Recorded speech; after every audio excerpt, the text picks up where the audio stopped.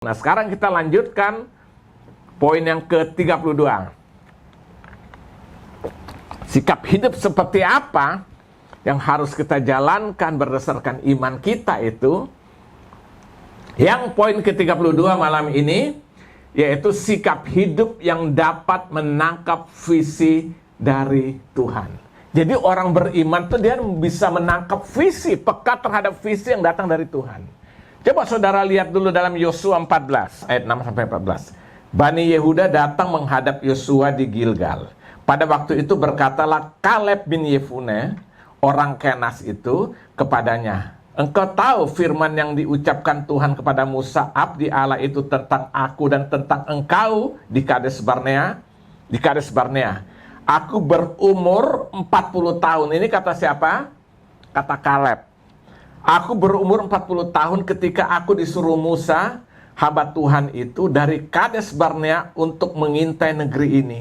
Dan aku pulang bawa kabar kepadanya yang sejujur-jujurnya. Jadi waktu itu Kaleb dan Yosua ikut terlibat dari 12 suku Israel itu ya. Nah, 2 di antaranya Yosua dan Kaleb. Sedang saudara-saudaraku yang bersama-sama pergi ke sana dengan aku membuat tawar hati bangsa itu. Aku tetap mengikuti Tuhan Allahku dengan sepenuh hati. Lihat.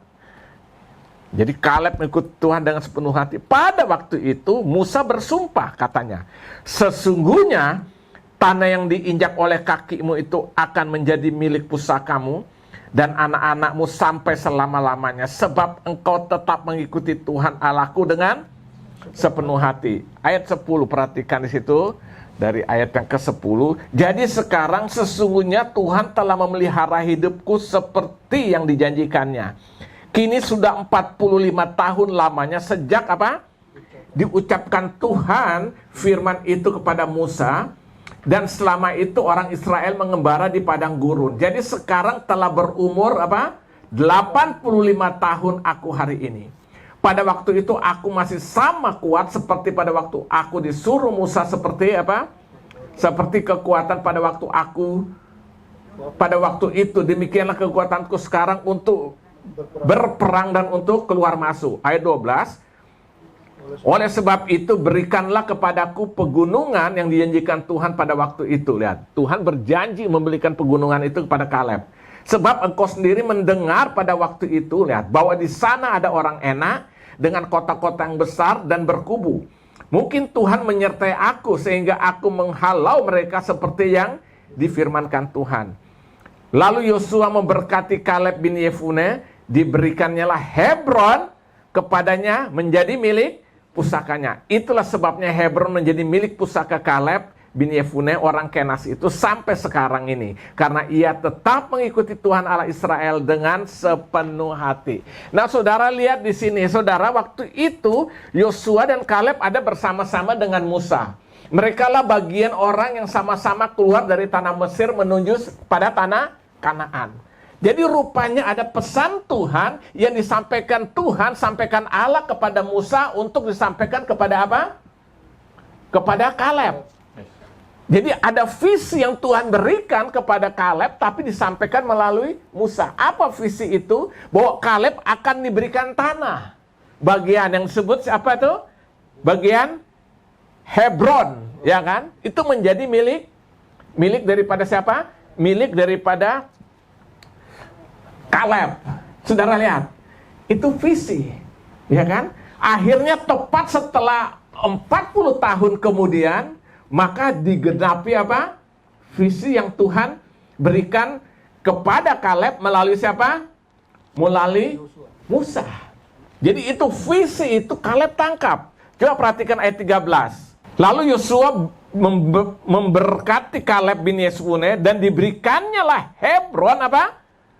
Kepadanya, itu kepada Kaleb menjadi milik pusakanya. Jadi saudara lihat di sini rupanya waktu itu visi Tuhan untuk Kaleb adalah supaya Kaleb menempati satu tanah di daerah namanya Hebron. Dan pesan itu, visi itu disampaikan Tuhan melalui Musa untuk disampaikan kepada Kaleb. Karena Musa saat itu sebagai pemimpin bangsa Israel untuk membawa keluar dari Mesir pada tanah Kanaan. Jadi saudara lihat di sini, ternyata Kaleb menangkap visi itu yang datang daripada Tuhan. Karena apa? Karena imannya. Jadi saudara lihat sikap hidup orang beriman itu dapat menangkap yang namanya visi dari Tuhan. Nah, saya mau katakan saudara, hidup tanpa visi itu seperti kapal berlayar tanpa tujuan. Itu visi, orang hidup tanpa visi. Atau seperti layang-layang putus. Saudara ingat yang main layang-layang? Sekarang udah nggak kenal. Gue tuh masa anak-anak tuh, masa muda tuh puas banget lah. Kecil main layangan ya kan. Apalagi waktu di daerah, bukan kayak di Jakarta. Jakarta tuh namanya beli benang gelasan, kita beli sama semua. Sana kita kreativitas membuat benang gelasan sendiri itu.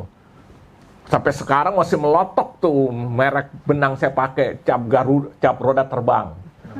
Ukuran 50, gua nggak tahu 50 apa kan, panjang ada yang 500 yard. Pakai klos. Yang kayu itu kan, yang kayak bola itu kan, pinggirnya kayak itu. Terus kalau enggak saya pakai cap gajah 1000 yard. Lu bayangin itu keliling dari 2 tiang tuh, ambil mundur gini pegang gelasan kan, muter keliling kan, dipanas terik, tapi happy aja ya kan. Emang masa muda tuh ya happy ya kan. Jadi aduh itu, sampai saya ingat saya gelasan yang paling top, saya banyak ngalahin musuh tuh pakai batu itu loh, batu apung. Nggak tahu kan? Batu apung tuh kayak batu karang dari laut tapi enteng banget. Itu ditaruh air ngambang. Itu biasa dulu dijual toko bangunan untuk ngerik-ngerik ini loh. Misalnya pintu yang untuk mau habis diamplas, pakai itu juga. Wah, menang terus lu ngadu ya kan. Nah yang paling seru saudara kalau layangan putus. Padahal berapa sih harganya? Itu kita kejar sampai gue pernah injak paku loh, pakai sendal tembus. Bukannya apa serunya itu ya kan? Kadang-kadang dia sudah mau turun kan? Kita mau ambil, naik kayak tiup angin ya kan.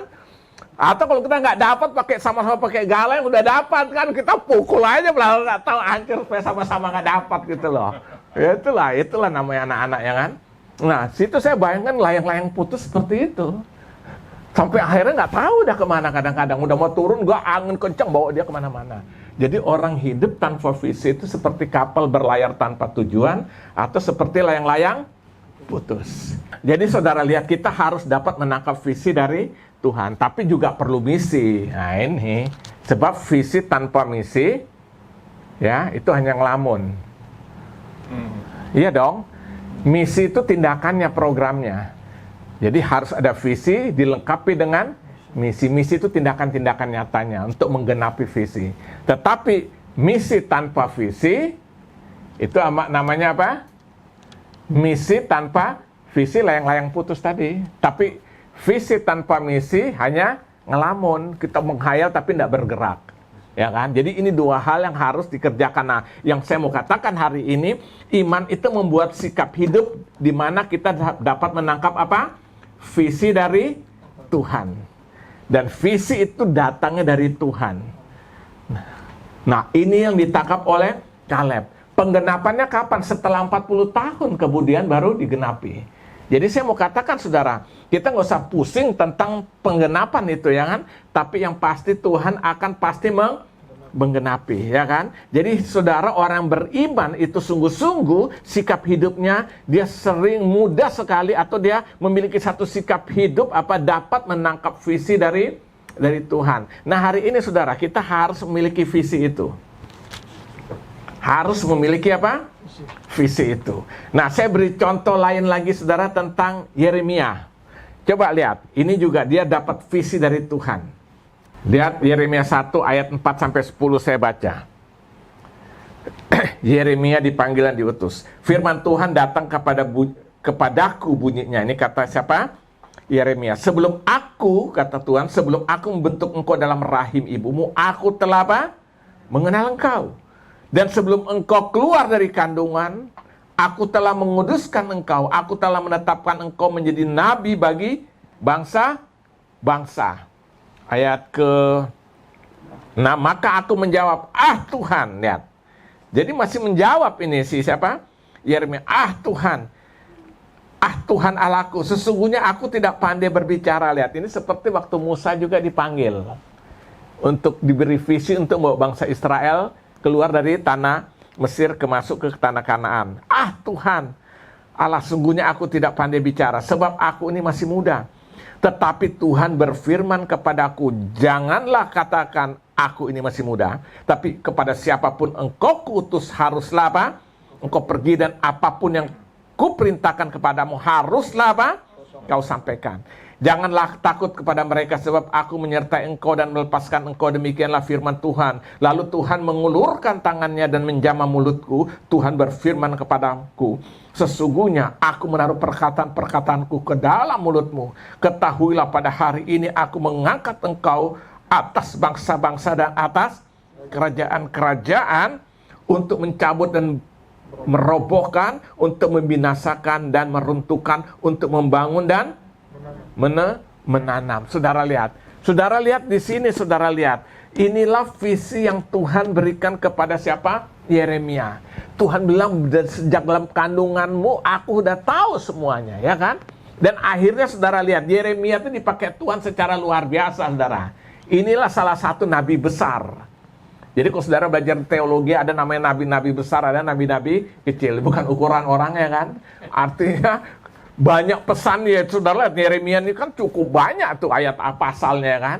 Nah, Yeremia termasuk nabi besar. Karena apa? Dipakai Tuhan juga secara luar biasa. Lihat, kenapa? Karena ini menangkap visi dari Tuhan. Dia sempat menolak nggak? Ah, jangan aku Tuhan, tidak pandai berbicara. Tapi Tuhan bekerjakan apa aku perintahkan. Artinya apa? Visi dari Tuhan kadang-kadang kita nggak setuju. Kita nggak mau. Tetapi kita paksakan untuk melakukan. Amin? Saudara, kadang-kadang mungkin tidak sesuai dengan apa yang kita mau. Nah, ini salah satu contoh, saudara lihat, di mana siapa?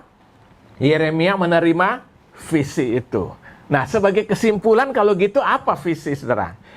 Yang pertama, visi itu harus datang dari Tuhan. Kalau bukan datang dari Tuhan, namanya ambisi pribadi. Ini beda-beda tipis. Kadang-kadang kita kalau nggak hati-hati, ya kan, Mas, bukan menjelekkan, kadang-kadang kita pendeta terlalu banyak mengucap aja gitu loh, karena dipikir, ya kan, padahal ambisi pribadi dia bilang, visi dari Tuhan. Kita akan bangun ini, ya kan, ini visi dari Tuhan. Padahal ambisi pribadi. Karena apa? Waktu visi dari Tuhan belum tentu kita setuju loh. Musa tuh disuruh bawa bangsa Mesir sampai nggak mau loh, ditawar, jangan Tuhan, aku tidak pandai berbicara. Dia kan gagap. Belum lagi kalau mereka tanya nih, bangsa orang-orang ini nanya tentang siapa engkau, gimana aku menjelaskannya? Sampai Tuhan Allah bilanglah Asyir, aku adalah aku. Tidak bisa dibanding-bandingkan dengan, ya kan?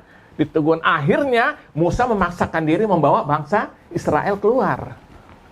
Nah, saya bayangkan keberatannya dia. Kenapa? Apalagi dia kan latar belakang dari anggota keluarga Firaun. Kan dia dipelihara kan. Sekarang dia sudah, ya dia membelot lah gitu ceritanya, ya kan. Dia keluar meninggalkan. Nah, sekarang dia harus kembali lagi menghadapi, ya kan. Sampai terjadi pertarungan tuh kan. Yang ahli-ahli sihirnya Firaun lempar tongkat jadi apa? Ular. Tuhan bilang lempar juga tongkat. Jadi akhirnya tongkatnya Musa tuh memakan tongkat daripada ahli-ahli sihir. Saudara lihat, artinya apa? Kadang-kadang visi dari Tuhan belum tentu sejalan dengan maunya kita. Tapi kita paksakan diri. Pasti Tuhan genapi. Ya men? Nah, saya mau tanya contoh. Waktu bangsa Israel masuk ke tanah Mesir itu sudah dalam pimpinan Musa lagi bukan? Bukan. Yosua. Visi tetap. Manusia memimpin bisa berubah. Program bisa berubah. Visi tetap sampai tergenapi. Amin? Jadi kesimpulannya, visi harus datang dari Tuhan. Kalau bukan namanya apa? Ambisi pribadi. Ini beda-beda tipis. Yang kedua, saudara, visi dari Tuhan pasti tergenapi. Meskipun waktunya kadang-kadang lama. Contoh Yusuf. Kapan dia mendapat mimpi? Tuhan berikan visi itu. Dalam Kejadian pasal 37, ya kan? Dia melihat apa? Dia lagi ngumpulin berkas-berkas gandum di padang, di apa? Di kayak kebunnya lah, gitu ya kan? Kalau dia bilang 11 dia punya berkas gandumnya itu berdiri tegak, lalu berkas gandum saudara-saudaranya itu apa? Sujud menyembah. Dia ceritakan ini kan? Itulah yang membuat akhirnya saudara-saudaranya itu iri hati. Yang kedua, dia melihat visi itu tentang apa? Bagaimana matahari, bulan, 11 bintang sujud menyembah kan, dia ceritakan lagi kan, itulah yang membuat akhirnya saudara tampil jengkel sama dia, saudara. Akhirnya dirancangkan untuk apa? Membunuh, tapi akhirnya Tuhan bela sampai dia akhirnya cuma menjadi budak. Nah, saudara, itulah proses sampai akhirnya menjadi perdana menteri negeri orang di daerah Mesir. Berapa tahun proses perjalanan itu? 13 tahun. Visi dari Tuhan waktu dia usia 17 tahun. Baca Kejadian 37 nanti. Penggenapannya nanti 13 tahun kemudian. Visi dari Tuhan tidak akan pernah gagal. Amin. Nah, kita tuh harus dapat menangkap visi dari Tuhan, ya kan? Karena visi dari Tuhan tuh tidak akan pernah gagal, ya. Nah, itu sebabnya saudara lihat, ini kita harus alami dalam kehidupan ini, ya kan? Siapa lagi contoh? Israel. Keluar dari tanah Mesir untuk masuk tanah Kanaan berapa tahun? 40 tahun. Visi Tuhan harus digenapi. Meskipun pemimpinnya berubah dari Musa kepada Yosua, ya kan? Tapi tergenapi setelah 40 tahun. Lihat ya, jadi visi dari Tuhan itu kadang-kadang kita tidak setuju, tapi kita paksakan diri untuk melakukan, dan akhirnya tergenapi. Waktunya mungkin beda, bisa lama, yaitu urusan Tuhan yang lebih tahu, ya kan? Tapi prinsipnya hidup harus punya visi. Orang beriman, dia dapat menangkap visi dari Tuhan. Amin. Nah, visi itu ada dua. Ada yang saya beri nama visi umum. Apa visi umum kita sebagai anak Tuhan? Apa visi kita? Kita mau menjadi sempurna seperti Dia. Amin. Jadi kita semua ini kenapa kita kumpul, kita berdoa, kita melayani karena kita ingin supaya kita mencapai apa yang target Tuhan mau. Kan saya sudah pernah jelaskan, waktu manusia jatuh dalam dosa, maka rancangan Allah itu berubah, meleset, hamartia. Jadi sasaran tuh, target itu melenceng. Tuhan Yesus datang membenarkan, mengembalikan kepada rancangan Allah yang semula. Amin. Nah, itu visi kita menjadi sempurna seperti Dia. Makanya Alkitab katakan, hendaklah engkau sempurna seperti Bapakmu di surga adalah sempurna. Itu visi yang umum, setiap orang percaya harus miliki itu. Nah, visi yang kedua yang disebut dengan visi yang khusus. Itu masing-masing kita punya. Kita minta dari Tuhan. Kadang-kadang Tuhan mempunyai visi-visi khusus bagi setiap kita. Amin. Nah, itu masing-masing, saudara. Tapi prinsipnya, sikap hidup bagaimana yang harus kita nyatakan lewat iman kita, yaitu sikap hidup dapat menangkap visi dari Tuhan. Amin. Kita harus menangkap. Jadi kita diajar bukan ambisi, tapi visi. Itu hal yang berbeda, saudara, ya. Jadi ya. Nah, ini saudara, ini poin yang ke-32. Sikap hidup bagaimana yang aku harus alami, aku kerjakan, aku lakukan sebagai orang yang beriman. Sikap hidup yang dapat menangkap visi dari Tuhan. Saya tidak tahu apa yang menjadi visi dari Tuhan bagi setiap kita pribadi. Macam-macam, saya nggak tahu. Ada orang mempunyai visi, saya ingin melayani Tuhan lewat program apa. Ya, masing-masing visi dari Tuhan. Yang jelas, visi itu datang dari Tuhan. Kalau bukan adalah ambisi pribadi. Nanti Tuhan berhikmat, Tuhan buka. Ya, kita dengarlah kesaksian Laura Lazarus. Kalau kita lihat secara fisik, selesai. Apa yang dia bisa buat?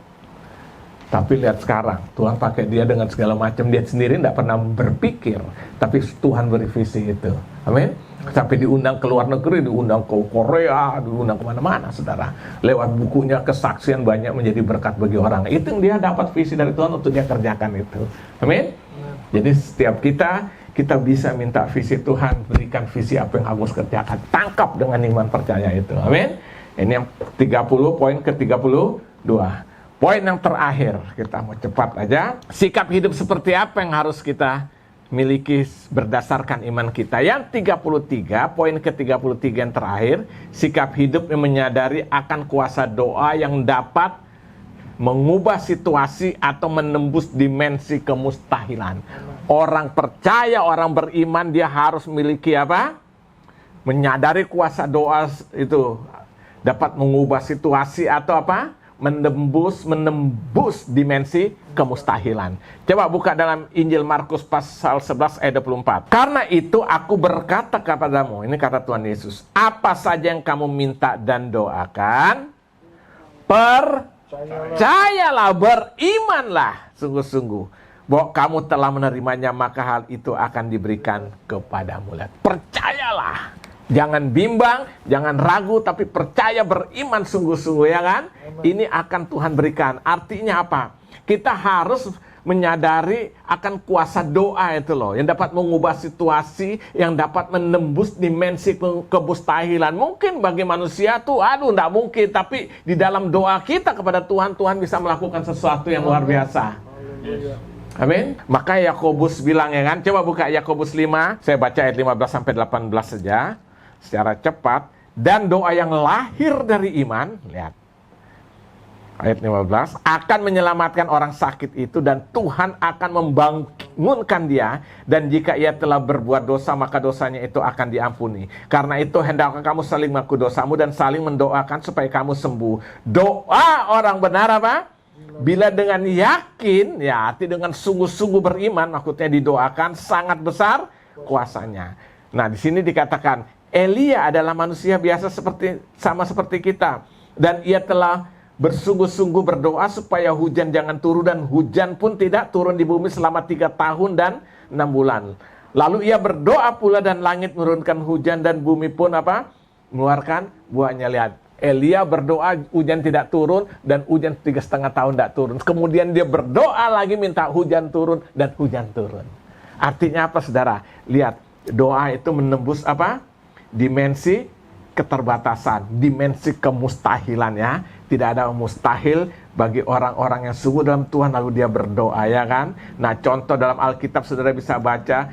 Saya beri contoh beberapa, di antaranya Abraham berdoa, ya kan. Untuk siapa? Untuk Lot. Catat di ayatnya, Kejadian 18 ayat 23 sampai 33. Kita tidak punya banyak waktu untuk baca. Kejadian 18 23 sampai 33, di mana dia berdoa supaya Tuhan berbelas kasihan untuk keponakan yang bernama siapa? Lot. Bayangkan sampai bisa tawar-tawar. Itu kan dia minta dalam artian doa kan. Dia tawar-menawar dengan Tuhan. Seandainya cuma sekian orang, ya oke, gua nggak akan habiskan apa Sodom. 50 turun terus sampai terakhir, seandainya 5 masih boleh nggak? Iya gua, tapi ternyata nggak ada juga, ya kan. Cuma tinggal 2 orang, Lot dan istrinya. Lot juga, istrinya juga. Akhirnya dibilang jangan menoleh ke belakang, dia menoleh, maka jadi tiang garam. Akhirnya apa? Lot diselamatkan. Kenapa? Karena doa seorang bernama Abraham, bapak segala orang beriman itu. Amin. Jadi saudara lihat di sini, ya kan, bahwa sikap hidup yang menyadari akan kuasa doa yang dapat mengubah situasi atau menembus dimensi kemustahilan. Siapa lagi? Perempuan Kanaan. Saudara boleh baca nanti di rumah, ya kan. Dia minta belas kasihan untuk anaknya, ya kan. Akhirnya Tuhan bilang tidak pantas ngambil roti dari apa? Dari atas meja berikan pada anjing. Gak apa-apa, gua disebut anjing juga. Akhirnya apa? Belas kasihan turun kan. Terjadi sesuatu bagi anaknya. Ya kan, saudara boleh baca nanti di rumah. Dalam Injil Matius 15 ayat 21 sampai 28. Siapa lagi contoh? Hana. 1 Samuel 9 ayat 1 Samuel 1 ayat 9 sampai 20, saudara. Hana juga seperti itu, ya kan? Saudara lihat, dia berdoa sampai Nabi Imam Eli pikir orang ini stres. Karena dia berdoa tapi tidak keluar kata-kata, hanya mulutnya kayak ikan cupang. Ikan sapu-sapu tuh kan? Ya kan? Sampai dibilang, waduh ini Hana nih udah kayak orang kerasukan apa, ya kan? Bacalah nanti di kitab 1 Samuel 1 tuh ayat 9 sampai 20, ya kan? Dia bilang, enggak, hambamu bukan ini, hambamu sedang berdoa, ya kan? Dia minta seorang anak. Bahkan dia bilang seandainya anaknya lahir, dia akan persembahkan bagi Tuhan. Siapa dia? Itulah Nabi Samuel. Dikatakan mandul, lewat doanya Tuhan bisa lakukan. Amin. Jadi saudara lihat, di sini sikap hidup menyadari akan kuasa doa dapat menembus situasi dimensi kemustahilan itu akan terjadi. Inilah orang beriman sungguh-sungguh, dia memiliki sikap hidup, dia betul-betul menyadari akan kuasa doa yang dapat mengubah situasi atau dapat menembus dimensi kemustahilan. Siapa lagi? Rasul Paulus sendiri. Nah, kita buka ini ya. Tadi karena nggak punya banyak waktu, sekarang saya ajak kita buka dalam Kisah Rasul 16. Kisah Rasul 16, ini ayat terakhir.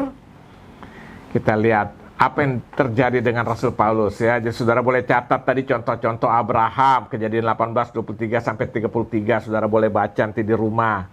Gideon juga, Hakim-Hakim 6 ayat 1 sampai 40, bacalah. Perempuan Kanaan minta tentang kepada anaknya itu kan, minta belas kasihan. Nah, terus siapa lagi? Nah, Rasul Paulus, buka aja Kisah Rasul pasal yang ke-16. Kisah Rasul pasal yang ke-16. Kita baca dari ayat 25 aja.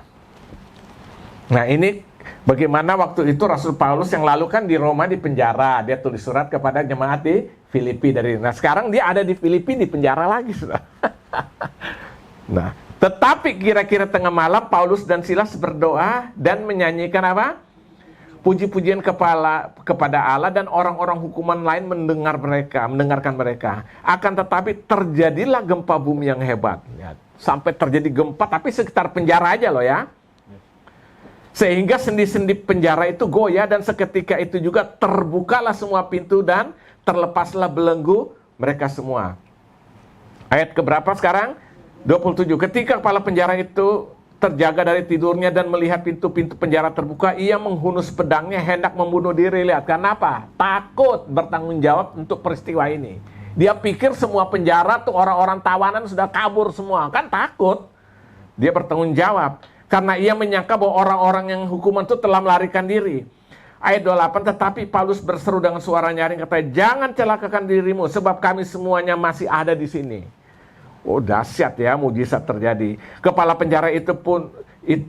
penjara menyuruh membawa suluh, lalu berlari masuk, dan dengan gemetar tersungkurlah ia depan Paulus dan Silas. Ia mengantar mereka keluar sambil berkata, Tuhan, Tuhan, apakah yang harus aku perbuat supaya aku selamat? Lihat. Jawab mereka, percayalah kepada Tuhan Yesus Kristus dan engkau akan diselamatkan, engkau dan seisi rumahmu. Lalu mereka memberitakan firman Tuhan kepadanya dan kepada semua orang ada di rumahnya. Pada jam itu juga kepala penjara itu membawa mereka dan membasuh bilur mereka. Seketika itu juga ia dan keluarganya memberi diri dibaptis. Lalu ia membawa mereka ke rumahnya dan menghidangkan makanan. Wow, bayangkan habis di penjara sekarang dihidangkan makanan, saudara.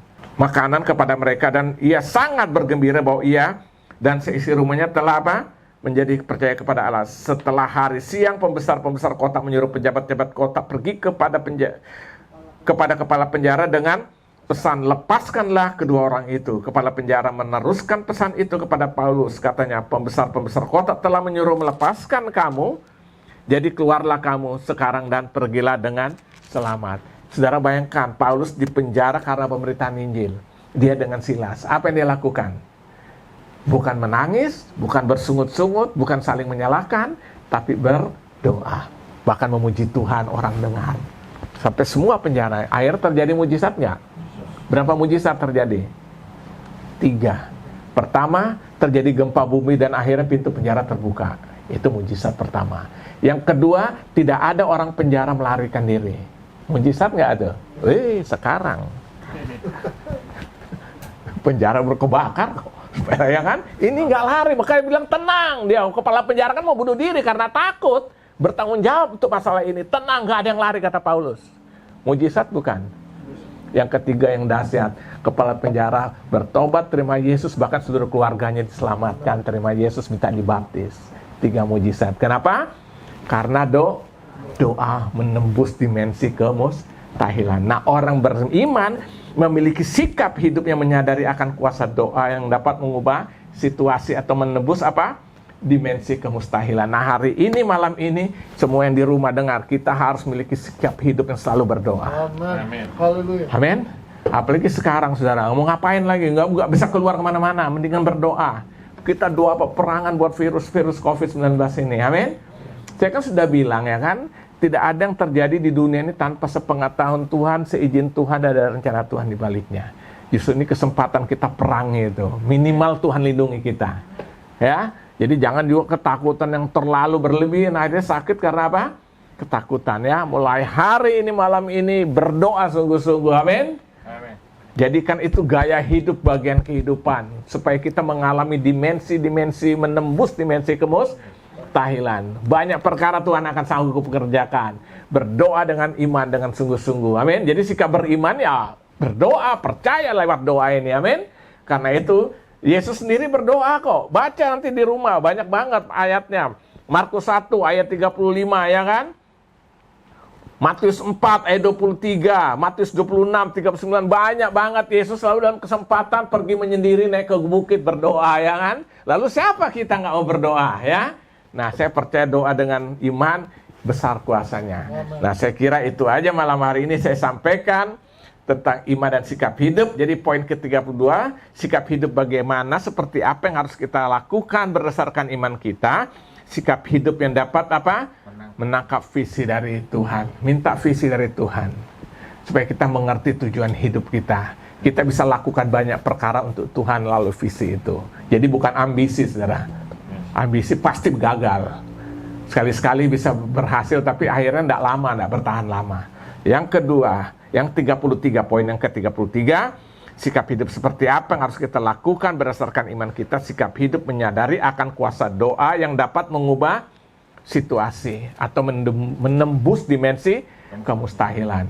Mungkin saudara menghadapi masalah, tantangan, percayalah dengan doa itu Tuhan bisa lakukan perkara besar. Amin. Itu sebabnya malam ini kiranya Tuhan Yesus berkati kita. Kita akan lanjutkan pada hari Jumat yang akan datang. Haleluya, haleluya. Amin. Tuhan Yesus berkati kita semua.